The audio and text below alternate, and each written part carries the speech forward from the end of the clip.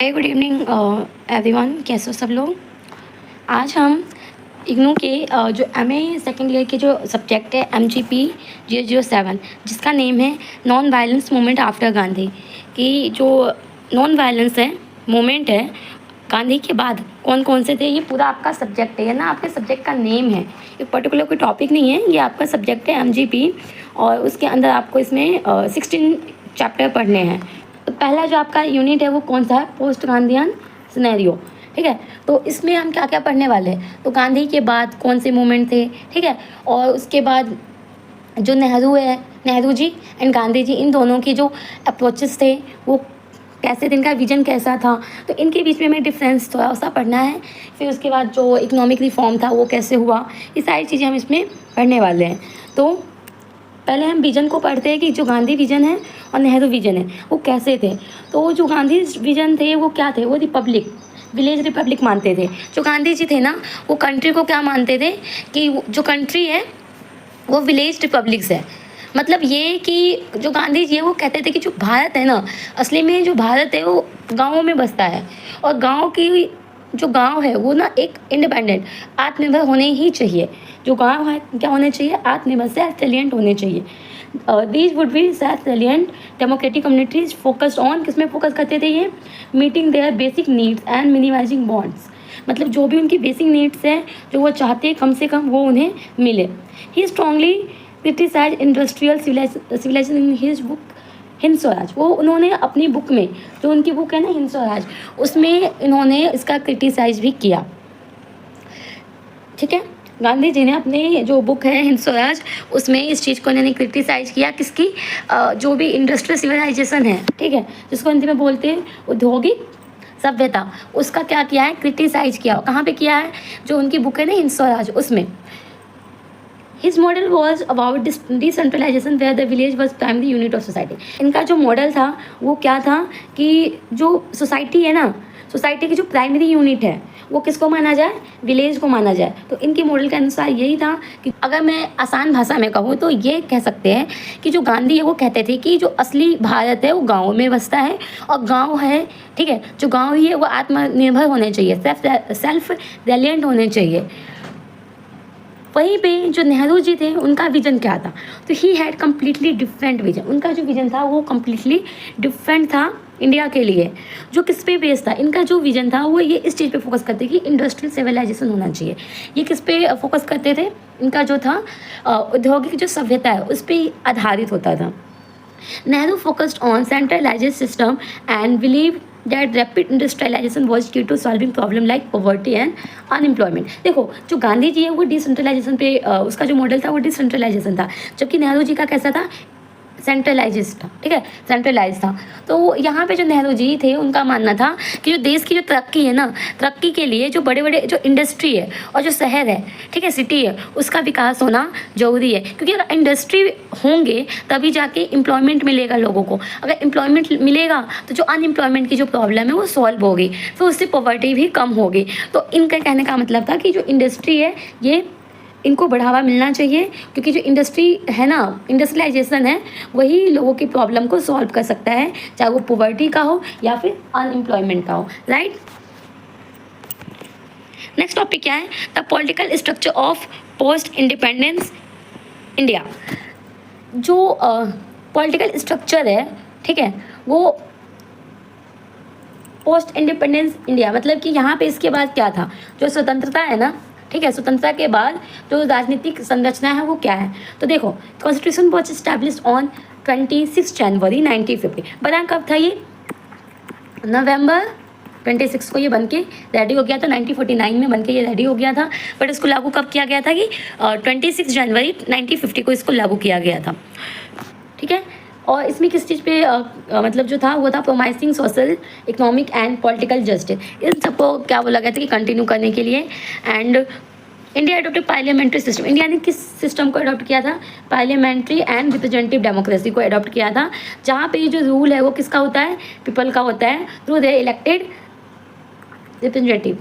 Representatives. ठीक है, जहाँ पे जो लोग हैं, लोग सरकार को चुनते हैं और उनके द्वारा जो गवर्नमेंट चुन के आती है ना, वही यहाँ पे रूल करते हैं। Initially the Congress party was dominant, पहले यहाँ पे जो था वो कांग्रेस पार्टी का यहाँ पे काफ़ी ज़्यादा डोमिनेंट था, but this dominance weekend over time and a multi party system emerge.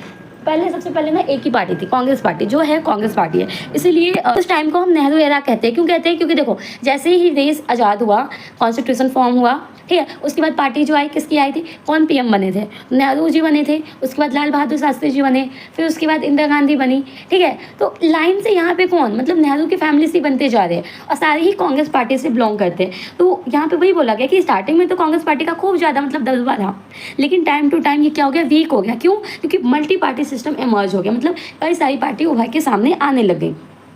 Political instability, corruption, social unrest led to even like the declaration of the emergency in 1925। मतलब वही है कि टाइम के बाद इसमें चेंजेस हुआ, क्योंकि कांग्रेस का जो वर्चस्व था वो धीरे धीरे खत्म होने लग गया। अब खत्म हुआ कैसे? देखो जेपी आंदोलन हुआ, ठीक है, जयप्रकाश के द्वारा किया गया था जेपी आंदोलन, और ये हुआ था 1925 में, जो एक इमरजेंसी जो मैंने अभी बताया, जो पूरे 1925 से जो लगा था वो 77 में ख़त्म हुआ था। तो उस कहा जाता है कि 18 महीने के लिए इमरजेंसी लग गया था, जिसके तहत जो भी राइट्स थे, मौलिक अधिकार थे, उस पर भी प्रतिबंध लगा दिया गया था, और बिना मतलब बिना बताए इमरजेंसी लगाया था फखरुद्दीन अली अहमद को कह के। तो उस टाइम पे वो जो थे वो राष्ट्रपति थे, तो काफ़ी सारी प्रॉब्लम आई थी। आपने पढ़ा होगा, 12th क्लास में भी पढ़ा होगा, ग्रेजुएशन में भी पढ़ा होगा इस चीज़ को। तो उसके बाद जो चीज़ें थी वो चेंज होने लग गई थी, ठीक है। तो हम इसमें क्या देख सकते हैं कि आज़ादी के बाद, ठीक है, हमने जो भी बोर्ड से जो भी गवर्नमेंट चुनने का जो तरीका था, जैसे लोकतंत्र, उसको अपनाया। पहले कांग्रेस पार्टी जो थी उसकी सरकार बनती थी, लेकिन बाद में कई सारी पार्टियां यहाँ पे मिलकर सरकार बनाने लग गई, ठीक। फिर उसके बाद है economic changes, planning and reform. ये क्या था? इसमें ना गांधी मॉडल, जो Nehru Gandhi's model, Nehru Mahalanobis model and green revolution and liberalisation को हम पढ़ेंगे। ये क्या है? तो देखो मेन जो चीज़ें यहाँ पे हम गांधी जी की बात करें तो गांधी मॉडल क्या कहता है कि ये सिंप्लिसिटी, किस पे बेस था? सिंप्लिसिटी पे बेस था। किस पे? सिंप्लिसिटी पे बेस था। डिसेंट्रलाइजेशन, जैसे हमने ऊपर पढ़ा, कॉटेज इंडस्ट्री, ठीक है, ये किस पे बेस था? ये जो गांधी मॉडल था ये किस चीज़ को ज़्यादा मतलब फोकस करते थे कि सिंप्लिसिटी होना चाहिए, स्वदेशी होना चाहिए, ठीक है, डिसेंट्रलाइजेशन, इसको विकेंद्रीकरण बोलते वो होना चाहिए, और इसके साथ ही जो भी कॉटेज इंडस्ट्री है ना, इसको बढ़ावा दिया जाना चाहिए। It had a little room for large scale industrialisation and state control. वहीं पे जो नेहरू थे, नेहरू के जो महालनोबिस मॉडल थे, ये क्या थे?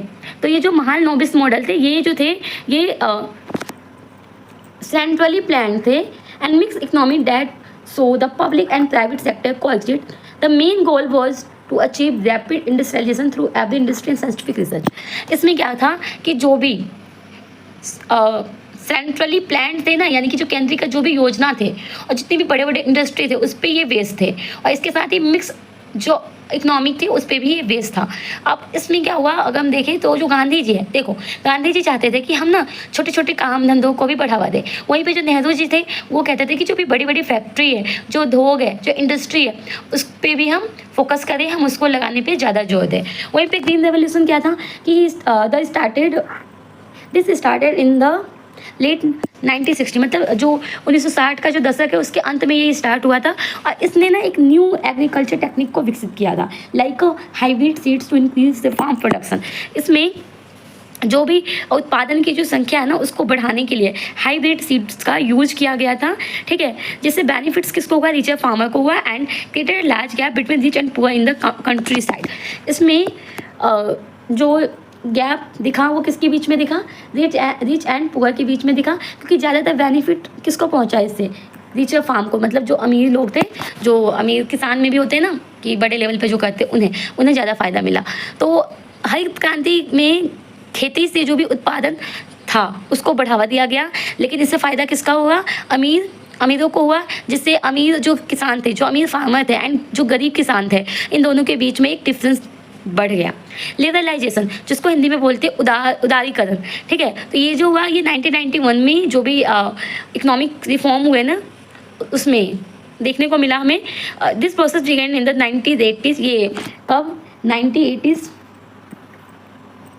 1980s में हमें ये देखने को मिला, ठीक है। Was accelerated in 1991।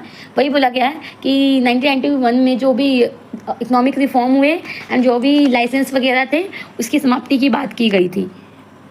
It aim to the remove the licence Raj, जो भी लाइसेंस राज है ना, जैसे अभी मैंने बोले लाइसेंस राज, उसको रिमूव करने की बात की गई थी यहाँ पे, ठीक है। And give bigger role in the private sector, और इस यहाँ पे रोल मतलब जो बिगर रोल था किस पे फोकस किया जाता, प्राइवेट सेक्टर को ज़्यादा रोल प्रोवाइड करने की बात की जा रही थी। And critics argue that it the led to job place growth and the neglected to agriculture sector. देखो यहाँ पे 1991 में सरकार ने कई सारे जो नियम थे वो लेकर आए, और ये जो भी विदेशी कंपनी थे ना वो इंडिया में आए, ठीक है, इंडिया में आए और काम करें, ठीक है, जिससे इंडिया को भी फ़ायदा मिले कुछ। तो इस तरीके से लिबरलाइजेशन किया गया कि जो भी चीज़ है जैसे लाइसेंस राज है इसको ख़त्म किया जाना चाहिए, और यहाँ पे जो बिगर रोल है प्राइवेट सेक्टर में वो देना चाहिए, ठीक है, और जो भी जॉबलेस ग्रोथ है उसका यहाँ पे क्या किया, क्रिटिक्स किया गया। And democracy and social revolution, जो भी डेमोक्रेसी है एंड जो सोशल रेवोल्यूशन है, ठीक है, उसकी बात यहाँ पे की गई कि जो कॉन्स्टिट्यूशन है उसका जो गोल है वो किसके लिए सेट किया गया था, सोशल रेवोल्यूशन के लिए सेट किया गया था। Through provision like fundamental rights and active principle of state, DPSP जिसको बोलते हैं, constitution set goals for a social revolution, किसके थ्रू, ये जो प्रोविजन थे like of fundamental rights and DPSP। जो सामाजिक आर्थिक और जो राजनीतिक न्याय है यहाँ पे वो निर्धारित किया गया, ठीक है। यहाँ पे जो SC ST OBC है, ठीक है, इनको रिजर्वेशन की बात की गई, बोला गया कि इनको गवर्नमेंट जॉब में, एजुकेशनल इंस्टीट्यूशन में एंड जो भी लेजिस्लेटिव बॉडीज है वहाँ पे इनको रिजर्वेशन दिया जाएगा, ठीक है। And to address historical inequality special provision and group rights were given to the marginalised country like SC ST and OBC। The goal was to empower these groups and so they have rightful place in society। इससे क्या होगा कि society में भी उसको एक अच्छा मतलब जगह मिलेगा एंड डिस्क्रिमिनेशन नहीं होगा, ठीक है, डिस्क्रिमिनेशन इन लोगों के साथ नहीं होगा। तो जो हमारा संविधान है, जो कॉन्स्टिट्यूशन है, उसने ना ये वादा किया कि सबको बराबर का मौका मिलेगा, इसलिए जो गवर्नमेंट है जितनी भी जो भी पिछड़ी जाती है ना उसको नौकरी, ठीक है, जॉब, एजुकेशन, इन सब में क्या मिलेंगे, रिजर्वेशन मिलेंगे इन्हें। और लेकिन देखा जाए तो आज भी समाज में ना पूरी तरह से समानता नहीं पाई गई है, अभी भी होता है, ऐसा ही होता है कि बहुत सारे लोग डिस्क्रिमिनेशन कर देते हैं, बोला गया है पर होता नहीं है, ठीक है। तो ये चीज़ें इसमें। फिर उस पर non violent movement after Gandhi, मतलब गांधी के बाद नॉन वायलेंट मूवमेंट कौन कौन से थे, तो the rise of social movement, ठीक है। अगर एग्जाम्पल की हम बात करें तो वही हो गया भूदान मूवमेंट, नर्मदा बचाओ आंदोलन, चिपको आंदोलन, कई सारे आंदोलन हुए जो गांधी के बाद हुए हैं। नॉन वायलेंट का मतलब क्या है कि जहाँ पे आपको ना वायलेंट नहीं करना है, अहिंसा, हिंदी में इसको कहते हैं अहिंसा। तो जहाँ पे आपको वायलेंट नहीं करना, शांतिपूर्वक क्या करना है, आंदोलन करना है, ठीक है। पहला क्या है, the rise of social movement, मैंने social movement across because people are dissatisfied, जब भी गवर्नमेंट के प्रोजेक्ट से वो डिससेटिस्फाई होते थे या फिर lack of governance in political, economic and social areas होते थे, तो बहुत सारे मूवमेंट होते थे। These movements were inspired by Gandhi, जो भी ये मूवमेंट्स थे वो किससे इंस्पायर्ड थे, गांधी थे। Gandhi is non violent principle, जो गांधी के जो नॉन वायलेंट प्रिंसिपल थे ना एंड मेथड्स है उसको यहाँ पे फॉलो किया जाता था। देखो जब भी किसी भी तरीके का वहाँ पे ना कोई भी पॉलिसी लाई गई है लेकिन लोग उससे खुश नहीं है तो लोग क्या करते थे, आंदोलन कर देते थे। जब लोगों को ना लगा कि जो गवर्नमेंट है वो ठीक से काम नहीं कर रही है तो उन्होंने गांधी के रास्ते पर चलकर बिल्कुल वैसे ही जैसे गांधी जी करते थे, सत्य अहिंसा, ठीक है, क्या सत्याग्रह था, सत्याग्रह मतलब सत्य का आग्रह करना, मतलब बिल्कुल अनशन पे बैठ जाना, चुप रह के करना, मतलब कोई धांधली नहीं मचाना, इस तरीके से। तो वो शांतिपूर्ण तरीकों से क्या करते थे, विरोध करते थे।